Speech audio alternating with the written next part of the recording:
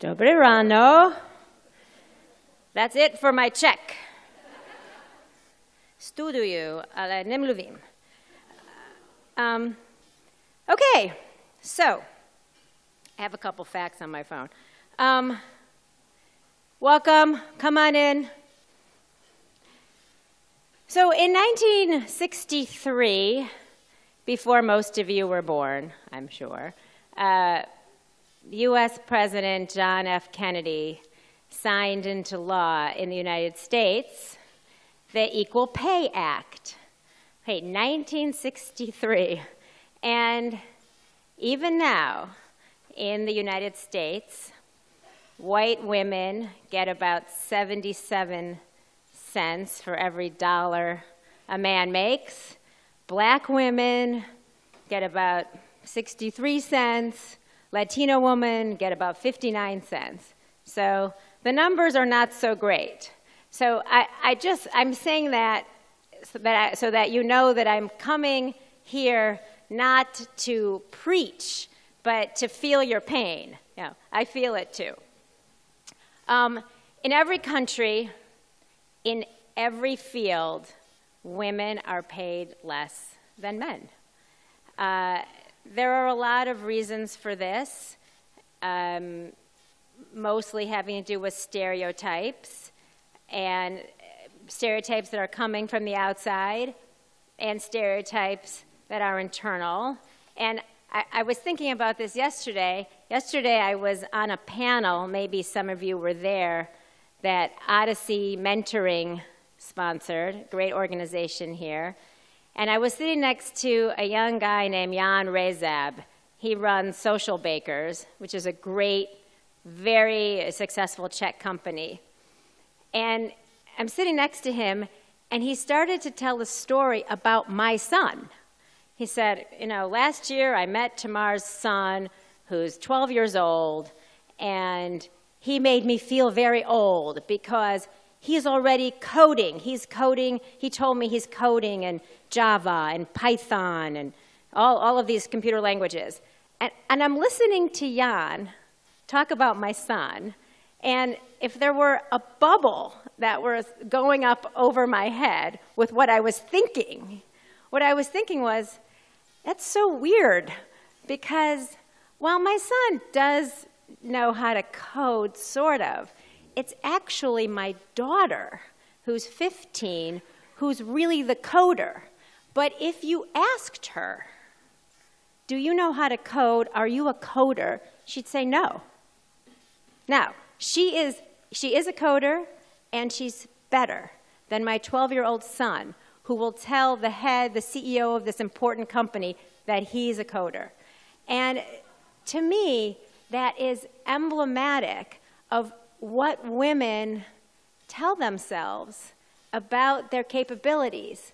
And if you tell yourself that you are not a high performer or you're not whatever, then your ability to successfully persuade somebody else that you are that and that you deserve to be paid for that is going to be really hard.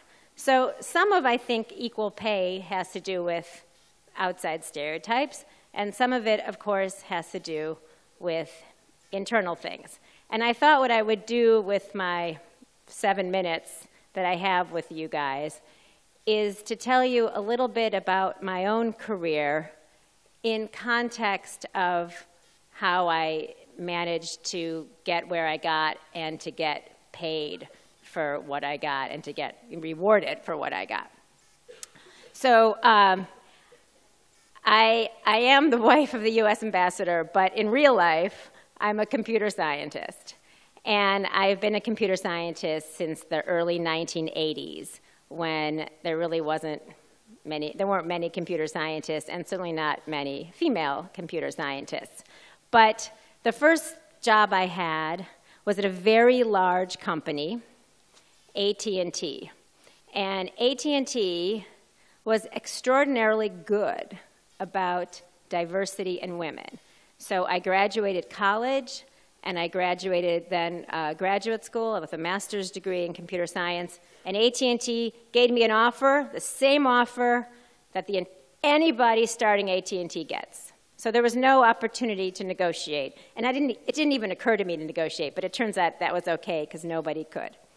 But a couple years later, there was some chances to negotiate to get to be in promotion, to be the next level, which was associated with higher pay. And I completely failed to take that opportunity. I didn't even know to ask. And I only found out when my office mate, who was my entry level and was a guy, said to me, 3 years later, oh, I'm now level, 4 and you're still level 3. And I said, well, how are you level 4? And he said, well, I went in and I asked. I asked the question, can I be level 4? I was stunned. I thought, you went and asked? And then he turned to me, this is my young office mate, and he said, they're only ever going to pay you what you ask for. So if you forget to ask, they're not going to come in and just offer you more money. And as if, now we all might be laughing, but to me at the time that was the most important idea I had heard in 3 years. So it got me thinking, and at the next opportunity when I had a chance to change, I took a sabbatical year from my job at AT&T, and I went to go work for a software company in Tel Aviv. Now, Tel Aviv at the time, Israel right now is very, very hot in technology. They converted their whole economy from a water-based agriculture economy or maybe a military sales economy to a tech economy in a very short amount of time. So this was the beginning of that. It was the Wild West. And they wanted to hire somebody who could help them with my area of expertise. And so they offered me some money. And I said to myself, well, I probably can't ask for more money, but maybe I can ask for a housing allowance. Like, it didn't occur to me to ask just for cash. So I said to the guy at this company who was recruiting me, I said, well, would you help me pay for my apartment in Tel Aviv? Because I still have my apartment in New York. And he said, sure. And I was, really? Sure? And I thought, okay, well, shoot, what else should I have asked for? I blew my wad on the apartment allowance. So I worked there for a year, and then I came back, and AT&T at that point was switching, and I went to another company, Novell, which I negotiated for a little bit. But then, after a couple years of this company, this big software company, Novell didn't want to be in our business any longer, which was the Unix operating system business, and so they put the company out to bid. And the two biggest bidders were Hewlett-Packard, which is a big important company, HP, and a little tiny company called SCO, which was, sometimes when I tell my whole life story, I talk more about SCO. SCO was a small company on the Pacific Ocean, about an hour and a half south of San Francisco and part of Silicon Valley. And they were just like a strange company that had a culture where everybody at the end of the day would get into the hot tub. So it was a choice of Hewlett-Packard or a hot tub, computer science company. And I was being heavily recruited by both. And it was the first time that I actually understood that I could keep going back and asking for more and what I wanted and actually get the deal that I wanted at the end. So just let me ask you guys as an audience, how many of you have ever gotten your first offer for a job and then just said yes? A lot. Okay. How many of you have gotten that first offer and come back and said you wanted something else, something more? That's like 8 people in this room. Okay, so this is your starting point right here. Don't ever do that. From now on, at any time, from this moment on, that you ever get a job offer, go back and think about what you really want and at least ask for 5 to 10% more. Just do it. Just do it. Just do it. You are going to be so surprised at what comes back to you. So in the case of Hewlett-Packard and SCO, I negotiated really hard, and I got a huge promotion, a lot more money, I wanted a particular office in the building that was a corner with glass that looked at deer. And I said, I want that office. And the guy was like, okay, that office. Wow, this is so great. So I worked there for a number of years. And then, and this is where it all comes crashing down, doesn't it, for women? Then I got pregnant. And the maternity leave in California is not nearly as generous as the maternity leave here. But I was away for about 6 months. And when I came back, I had a new boss and a new corporate structure and a different job. And it was a disaster. It was a job with no one was paying attention to the job. And I thought, okay, well, what's my next move? I had been here, and now they think that I'm not serious about my job anymore because I had a child. And I had to spend about a year. First of all, I crushed it in that job I did. I did a really good job in this lower job that I had. But I had to spend a year trying to reprove myself such that I could renegotiate what I wanted again. And it took about a year, but it worked. I did it. And then I got pregnant again. And in that case, before I left, I went to the CEO of the entire company. And I said, I'm pregnant. I'm going to be away until this date. And when I come back, I want this. And he said, okay. So I had learned. I had not been smart enough the first time, but I had learned.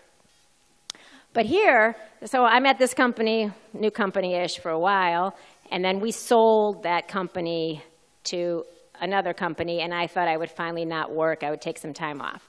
I took off about 4 weeks, and then I got a call from a board member of our company asking me if I would join his technology, computer security company, which became my field, which was having trouble. And I said, thank you so much. No. And I hung up the phone. And he called back. And he said, what do you mean? And I said, I've been working forever. I have these 2 children. I'm going to spend some time. And he said, no. Why don't you come as like a consultant? So this guy is a better negotiator than I am, right? And I said, okay. He said, nothing will be required of you. You'll have to do your job, but if you end up not wanting to stay, fine. If you need to take off time during the day, fine. I said, okay, fine. So I worked as a consultant for him for about 6 months, and then he said, I really would like to convert you into being an employee. And I thought, all right, well, fine. I know how to do this job now. I can do that. And I agreed. And that was pretty much the stupidest thing I could have done. Because think about it. I was already now somebody with the job, with the kind of title, with a negotiated salary I had done, and he just gave me a contract that reflected my terms from 6 months ago, versus me coming in and saying, all right, I'm only going to come work for you now if I get da.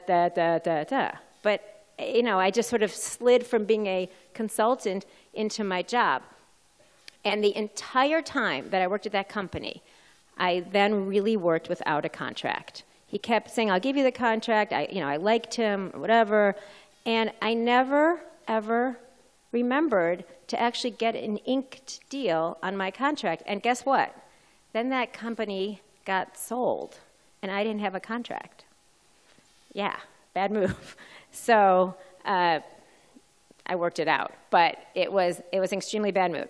But what I will say about that company, aside from the fact that I had lost my mind about negotiating my salary, was that there was a point in that company where I was the only woman, which I do not recommend ever to anybody. And I had a meeting one day. It was a kind of an important strategy meeting. I'm now the chief marketing officer. I've stopped coding. CMO, I'm in the C-suite. And at the end of the meeting, I walked out, and our director of product management comes over to me, and he said, you know what, Tamar, you're not that warm and fuzzy. And I thought, is that a criteria for the job suddenly? Like the warm and fuzzy criteria? That's really, really important that I'm warm and fuzzy? And obviously, there's no way he would ever say that to a man. But what it showed me, and which I think about every day in terms of salary, is that one of the reasons that only 8 of you have ever gone back when you've gotten a job offer and said, I want something else, I want something more, is because you're probably worried about sounding too aggressive. And it turns out that sounding too aggressive, even now in 2016, in a company full of men, at least in technology, does not work. That's not what's expected of you. You're not expected to be aggressive. You're expected to be warm and fuzzy. And here's what I'm going to say about that that's going to surprise you. I think you should probably be warm and fuzzy. And here's why. Because your end game, your goal, is to be successful, right? So you can then be a woman leader and lead the next generation. And if what it takes is to be warm and fuzzy, then be warm and fuzzy, play the game so that you can rise up. And how that applies to salary negotiation is that when you have to go back and ask for more pay when you get your job offer, make sure you do it in the warmest and fuzziest way you possibly can. Use words like we, or our team did great this year. Even though you may have been the one doing great. Okay, our team did great this year. I think I deserve 10% more. Or, I think that we're going to be so successful as a company, and I'd really like to, stay here and make that happen for you. Whatever it is, if you come in the way a guy might and say, you know what, I'm worth more than this, you're probably not going to be successful. And so, I'm probably out of my time. But what I would leave you with from my little tiny personal experience is don't forget to ask for what you want, because you might surprise yourself and get it. So by the way, make sure you actually ask for what you want, because you may be surprised and get it. And be warm and be fuzzy. Okay, I think it was my 10 minutes.